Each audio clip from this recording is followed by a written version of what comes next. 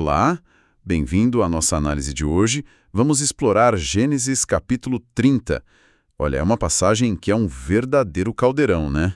Drama familiar, rivalidades intensas e umas estratégias de negócios, vamos dizer assim, bem criativas. Com certeza. Um capítulo denso, cheio de emoção e até de umas práticas curiosas, né? Exato. Nossas fontes hoje são trechos comentados de duas bíblias de estudo bem conhecidas, a edição Holman e a Nova Almeida Atualizada, a NAA. Elas trazem o texto e também notas, né, para ajudar a gente a entender o contexto da época, os significados. Sim, ajudam a desembrulhar um pouco a complexidade cultural daquele tempo. Isso. E a nossa missão aqui é tentar desvendar essa teia complicada de relações. Jacó, as esposas Lia e Raquel, que também são irmãs, né? E o sogro Labão. O foco vai ser nessa competição toda pelo nascimento dos filhos e como Jacó, que chegou sem nada, conseguiu construir riqueza. Uma história e tanto de ascensão, né? Com muitos obstáculos pelo caminho. E já começa assim com uma explosão de angústia logo no primeiro versículo. Raquel desesperada por não ter filhos. Vamos começar a desenrolar isso aí. Vamos lá. Então, o capítulo abre com essa cena forte. Raquel vê que não consegue engravidar, enquanto a irmã Lia já tinha dado vários filhos a Jacó. Aí bate aquela inveja profunda, né? Totalmente compreensível dentro daquele contexto. E ela confronta Jacó de um jeito muito dramático. Dê-me filhos, senão morrerei. Assim, um ultimato carregado de desespero mesmo. É muito forte. E a resposta do Jacó também não é nada suave, né? Não mesmo. Ele basicamente joga de volta para ela, tipo, por acaso sou Deus? Foi ele quem impediu você de ter filhos. Quer dizer, já mostra a tensão ali, a impotência que os dois sentiam, talvez. Exatamente. E é fundamental a gente entender o peso que a fertilidade tinha naquela cultura. Hoje talvez seja difícil captar isso totalmente, mas Sim. para uma mulher naquela sociedade, ter filhos, principalmente homens, não era só um desejo pessoal, sabe? Era a base do status social dela, da segurança econômica para o futuro, até da identidade do valor próprio. Quer dizer, ser estéril era quase uma vergonha pública. Uma desgraça, uma vergonha, sim. A fonte Holman até sublinha isso. Fala da extrema infelicidade que essa situação causava em Raquel. Era uma crise existencial para ela. Entendi. E é nesse contexto, nesse desespero todo, que Raquel apela para um costume da época, que a gente até já viu antes na Bíblia com Abraão e Sara. A maternidade por substituição. A ideia era que Bila tivesse filhos em nome de Raquel. Culturalmente, legalmente, aqueles filhos seriam considerados como dela, de Raquel. É tipo uma barriga de aluguel ancestral, mas com todas as implicações sociais e legais daquele tempo, né? E a Bíblia Holman, se não me engano, traz uma nota interessante sobre a motivação dela além do óbvio. Sim, é uma interpretação interessante. A nota sugere que talvez Raquel visse essa atitude não só como uma solução prática, mas quase como uma forma de cutucar Deus, sabe?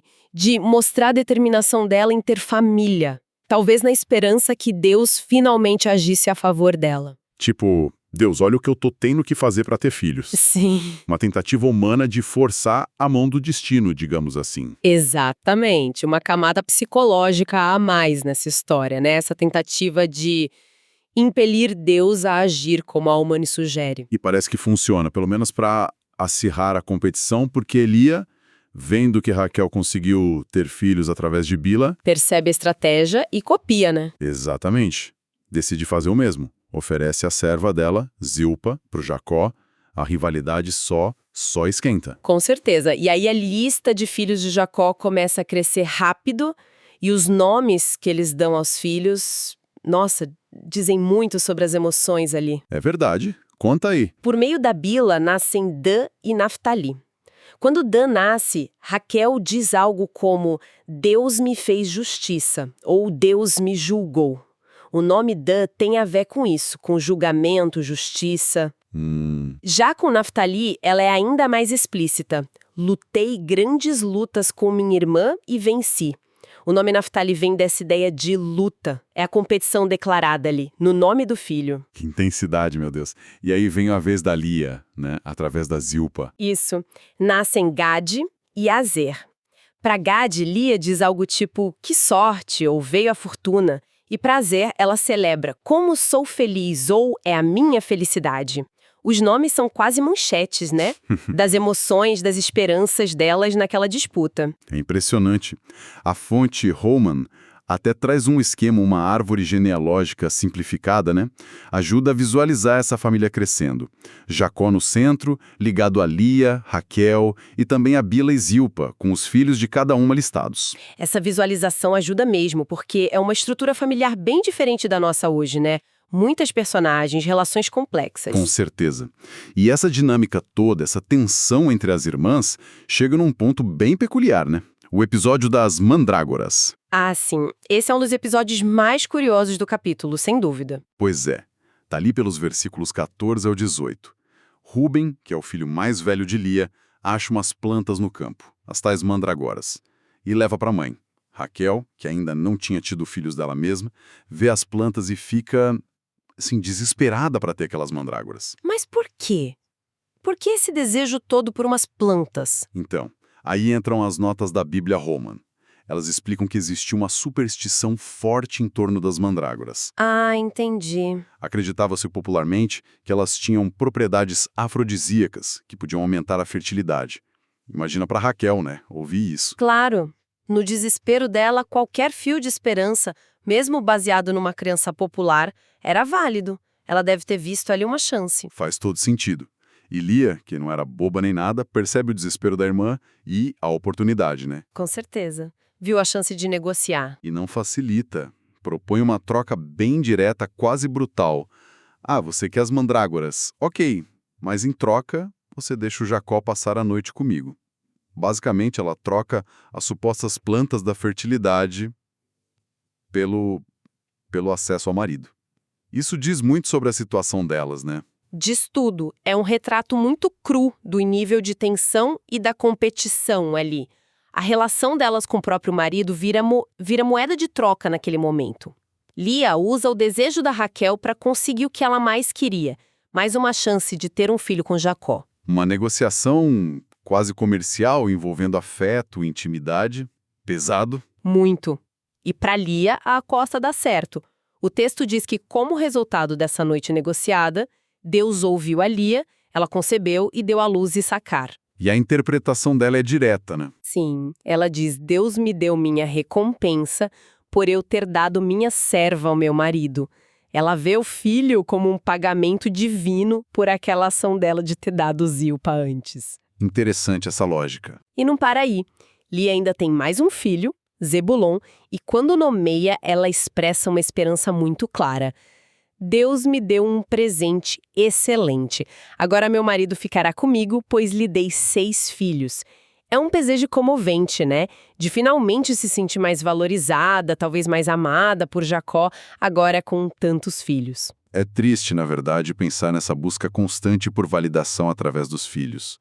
O texto ainda menciona quase de passagem que ela também teve uma filha, Diná. Sim, uma nota rápida ali. E aí, depois de toda essa saga, anos de espera, a angústia, as estratégias com as servas, a barganha pelas mandrágoras, finalmente chega a vez de Raquel. O versículo 22 é um momento chave. Um ponto de virada na narrativa, sim. Diz, Deus lembrou-se de Raquel, ouviu seus pedidos e a tornou fértil. É muito significativo. Esse lembrou-se não quer dizer que Deus tinha esquecido, né? Mas no sentido de agir naquele momento específico, né? De atender às orações dela. É uma linguagem comum na Bíblia para indicar a ação divina. E aí, finalmente, Raquel concebe e dá à luz seu primeiro filho biológico, José. um momento de grande alegria para ela, com certeza. Mas mesmo ali, o nome que ela escolhe, José, que significa ele acrescenta... Já vem com um pedido, né? Exato. Ela pede que o Senhor me dê ainda outro filho. Mostra que mesmo conseguindo o que tanto queria, o desejo por mais segurança, mais status através de mais filhos, ainda estava lá. É verdade. Mas o nascimento de José parece ser um marco importante não só para Raquel, para Jacó também. O sogro e patrão, e faz o pedido formal. Deixe-me ir embora para a minha terra. Entregue-me as minhas mulheres e os meus filhos, pelos quais servi o Senhor, e eu irei. parece que com o nascimento do primeiro filho da esposa que ele mais amava, ele se sentiu, sei lá, completo, pronto para a próxima fase. Pode ser, mas o Labão não estava nem um pouco afim de deixar ele ir, né? De jeito nenhum. Ele sabia muito bem o quanto estava lucrando com a presença de Jacó ali. Uma das versões que a gente tem diz que Labão falou: "Percebi que o Senhor me abençoou por sua causa." A outra versão, Daná, é ainda mais curiosa sobre como ele chegou a essa conclusão. Ah, sim, essa é ótima. Diz que ele descobriu, por meio de adivinhações, que Deus o abençoava por causa de Jacó. Experiência prática ou artes místicas, Labão sabia que Jacó era a galinha dos ovos de ouro dele. Exato. Labão era um homem de negócios, pragmático. Não queria perder o genro, que era um pastor super competente e aparentemente um canal de bênçãos divinas. Por isso ele tenta segurar Jacó. Oferece um salário. Diga qual será o seu salário, e eu lhe pagarei. E aí começa a negociação.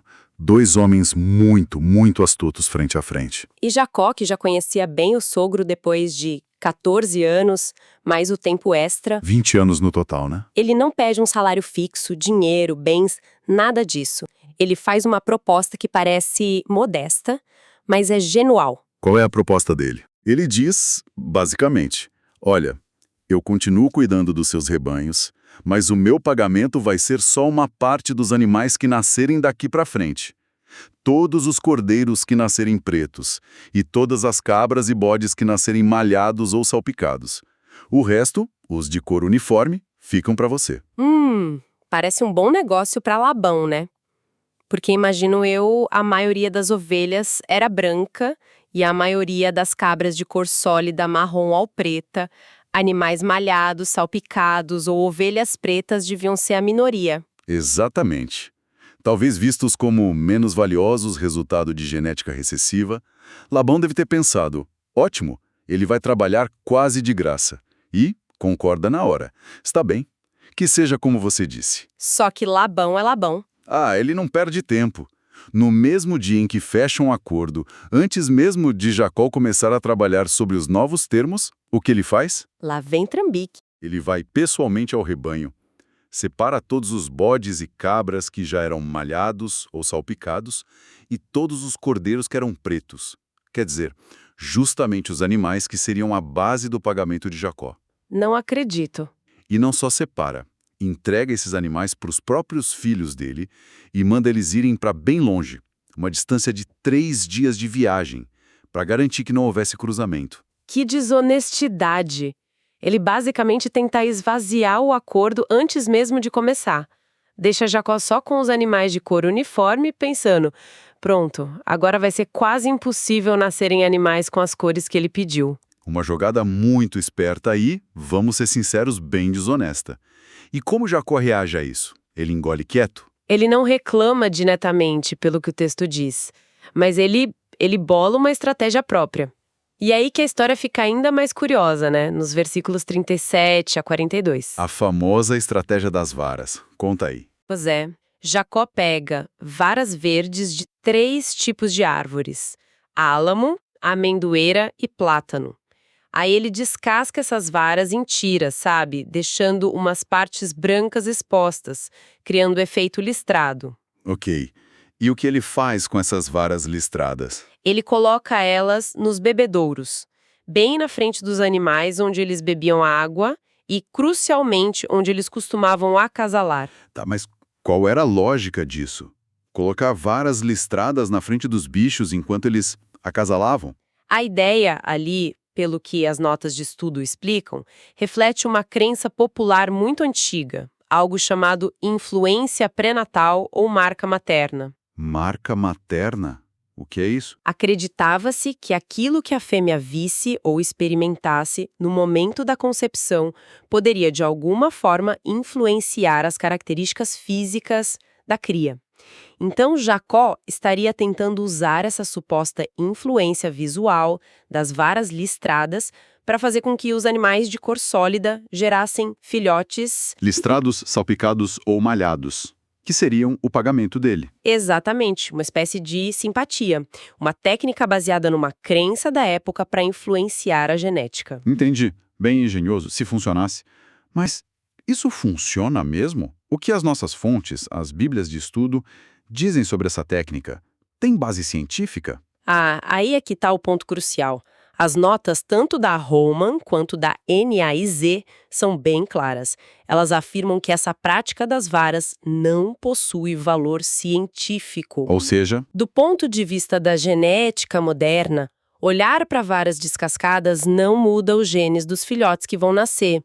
A explicação para o sucesso estrondoso de Jacó, que o texto descreve, não está na mágica das varas em si. então, como explicar que o plano dele deu tão certo?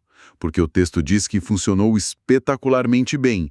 O rebanho dele cresceu muito. É aí que as notas apontam para outro fator, a intervenção divina. A Roma menciona especificamente que Deus abençoou Jacó. Ela até lembra uma passagem do capítulo seguinte, Gênesis 31, onde o próprio Jacó conta que um anjo mostrou para ele em sonho quais animais deveriam acasalar para produzir os filhotes certos. Ah, então teve uma orientação divina direta. Segundo essa interpretação? Exatamente. A nota DNA também atribui o resultado à bênção de Deus, mas ela acrescenta um detalhe interessante sobre a habilidade do próprio Jacó como pastor experiente. O quê? Ela descreve a ação de Jacó como uma política seletiva de criação. Quer dizer, Jacó não colocava as varas na frente de todos os animais. Ele fazia isso principalmente com os animais mais fortes e vigorosos quando iam acasalar. Entendi. Ao mesmo tempo, ele talvez garantisse que os animais mais fracos acasalassem entre si sem as varas. Assim, ele estaria usando o conhecimento dele de manejo de rebanhos para garantir que os filhotes que nasciam com as cores desejadas do salário dele fossem também os mais fortes e saudáveis. Enquanto o rebanho de Labão, com os animais de cor uniforme e talvez os mais fracos, Ia declinando, ficando para trás. Ah, muito interessante.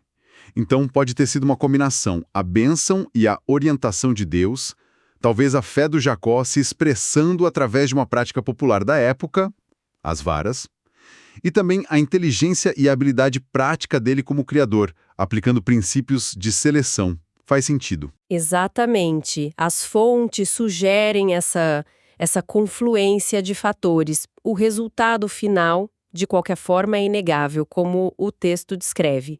A estratégia, seja qual for a explicação completa, funciona perfeitamente para Jacó. Sim, os rebanhos dele, os malhados, salpicados, pretos, se multiplicam, se fortalecem, enquanto os rebanhos de Labão, os de cor sólida, ficam para trás, enfraquecem. É a virada de jogo. E o capítulo termina de forma triunfal para Jacó, né? No versículo 43, assim o homem se tornou extremamente rico. Teve grandes rebanhos, servas e servos, camelos e jumentos. Aquele que chegou só com a roupa do corpo, 20 anos depois, era um magnata dos rebanhos. Impressionante. Uma reviravolta completa. Ok, ufa, capítulo denso. Vamos tentar dar uma organizada nisso tudo?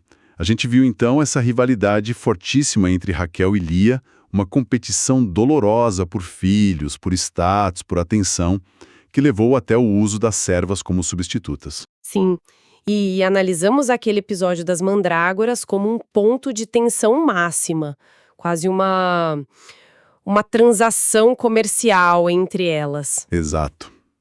E na segunda metade a gente acompanhou a estratégia muito astuta de Jacó para construir a riqueza dele. Aquele método curioso das varas, que as notas de estudo interpretam não como eficaz por si só, mas talvez como parte de um plano maior. Isso, um plano abençoado por Deus, e talvez combinado com um manejo inteligente de rebanhos que permitiu que ele finalmente acumulasse os recursos para poder, enfim, sair de perto de Labão. O que realmente me chama a atenção, sabe, é como o capítulo mistura de forma tão natural o drama humano mais básico, inveja, desejo, competição, esperteza, a luta pela sobrevivência, pela prosperidade, com essa perspectiva de uma ação divina acontecendo ali ao mesmo tempo. Exatamente. Existe essa tensão constante na narrativa. As ações humanas, com todas as suas motivações complexas, às vezes até eticamente questionáveis, são descritas em detalhes. Mas os resultados decisivos, Raquel finalmente conseguindo engravidar, o sucesso extraordinário e quase inexplicável de Jacó com os rebanhos, são atribuídos, pelas notas e pelo contexto bíblico maior, à intervenção de Deus. É como se as estratégias humanas, mesmo as baseadas em crenças populares ou por a malandragem, fossem o palco onde a trama divina se desenrola. É isso. É uma boa forma de colocar. As notas de estudo consistentemente apontam para a soberania e a bênção de Deus como fator determinante nos resultados finais, mesmo quando as ações humanas são o foco da descrição. Não que anule a agência humana, né? Mas a coloca dentro de um quadro maior, de um propósito divino, pelo menos na perspectiva teológica que as fontes apresentam. Entendi. Então, o que a gente leva disso tudo? Para mim, Gênesis 30 dá um retrato muito realista, às vezes até desconfortável, né?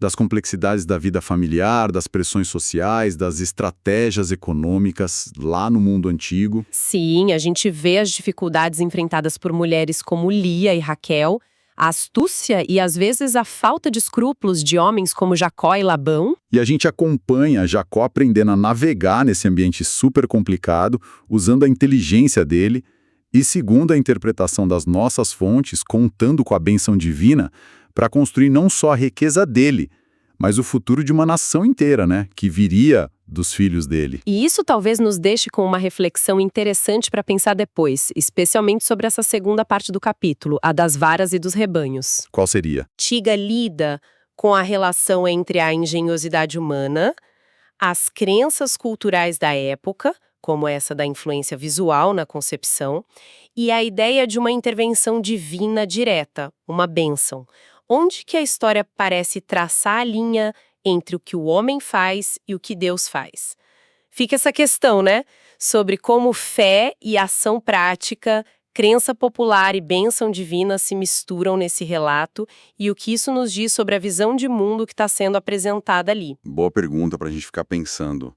Onde termina a ação humana e começa a intervenção divina, ou como elas se complementam? Interessante.